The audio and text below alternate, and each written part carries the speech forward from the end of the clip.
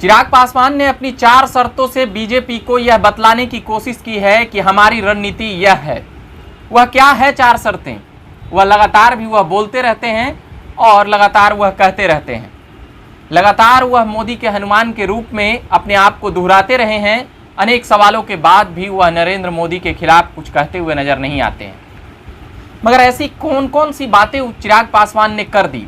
अब वह लगभग इन बातों पर मुहर लग गया कि चिराग पासवान की लगातार 2 दिनों से जो चल रही है 4 शर्तों को लेकर बातें और मांगे, वह कुछ इस प्रकार है कि उनका पहला इरादा यह है कि एनडीए में फिर से नीतीश कुमार न हो, यानी कि एनडीए का हिस्सा नीतीश कुमार न हो। यही बात है जो महत्वपूर्ण है यहाँ पर। भविष्य में ऐसी कई बार समीकरण बनते और बिगड़ते रहते हैं जिसमें नीतीश कुमार अल्टी पल्टी करके कभी वह इस पाले कभी वह इस पाले। इसलिए चिराग पासवान ने इन बातों को लेकर यह साफ किया है। मगर अब दूसरी शर्त क्या है कि जो उनके चाचा हैं पशुपति कुमार पारस, वह एनडीए मंत्री पद छोड़ दें, उनको हटाया जाए। चिराग पासवान की पार्टी की सभी लोग जानते हैं कि 1 साल पहले उनकी पार्टी टूटी थी। वह एलजेपी के राष्ट्रीय अध्यक्ष थे। 5 सांसद एक तरफ जाते हैं और वह अकेले बच जाते हैं। उसके बाद लगातार वह दौरा पर दौरा कर रहे हैं। कहा यह जाता है कि चिराग पासवान ने पहले इतनी मेहनत नहीं की थी जितनी पिछले 1 वर्षों में वह राजनीति को समझे हैं और लगातार वह प्रयासरत हैं। और अब तीसरी मांगे यह रख दी है कि जो भी राष्ट्रीय लोक जनशक्ति पार्टी के मंत्री हैं और राष्ट्रीय लोक जनशक्ति पार्टी से जो भी संबंध है बीजेपी का, वह संबंध वह छोड़ दें, यानी कि साफ तौर पर उनको भी गठबंधन से बाहर कर दें। चिराग पासवान का साफ इरादा है कि वह इन शर्तों के साथ वह बीजेपी के साथ आ जाएंगे। उसके बाद एक और शर्तें हैं कि चिराग पासवान को मंत्री बनाया जाए।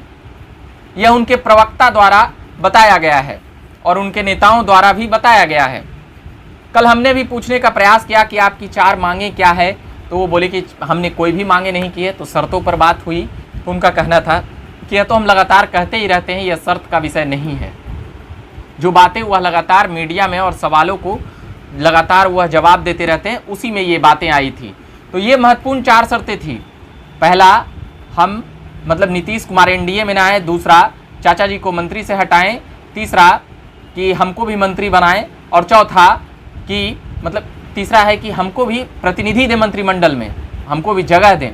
चौथा कि जो चाचा जी का पार्टी है उनसे भी नाता तोड़ लें।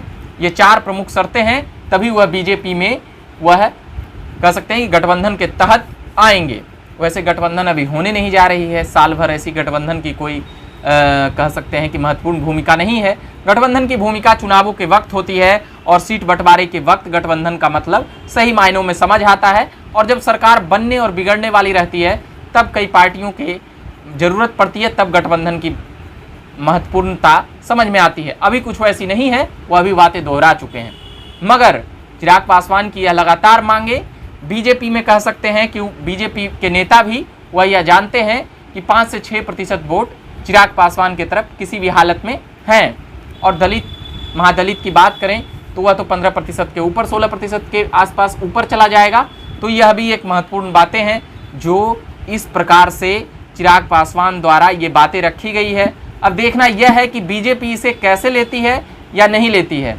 यानी कि मन मस्तिष्क नीतीश कुमार का उनके प्रति चिराग पासवान का अब तक कोई सही नहीं लगा। यानी कि सीधे तौर पर नीतीश कुमार को किसी भी हालत में न लेने और नीतीश कुमार के साथ भविष्य में कोई रणनीति न बनाने को बीजेपी को लगातार वह हिदायत देते रहे हैं। ये तमाम सियासत की किस्से कहानियाँ हम लगातार सुना रहे हैं और ला रहे हैं। अभी के लिए इतना ही कहेंगे कि आप बने रहिए झकास भारत के साथ। अगर आप फेसबुक पेज देख रहे होंगे तो फॉलो ज़रूर कीजिएगा और अगर यूट्यूब पर देख रहे हो तो सब्सक्राइब कीजिएगा ताकि आप तक खबरें जाते रहे। और ट्विटर और इंस्टाग्राम पर भी जाकर देख सकते हैं। मेरा नाम हुआ रविकांत। धन्यवाद।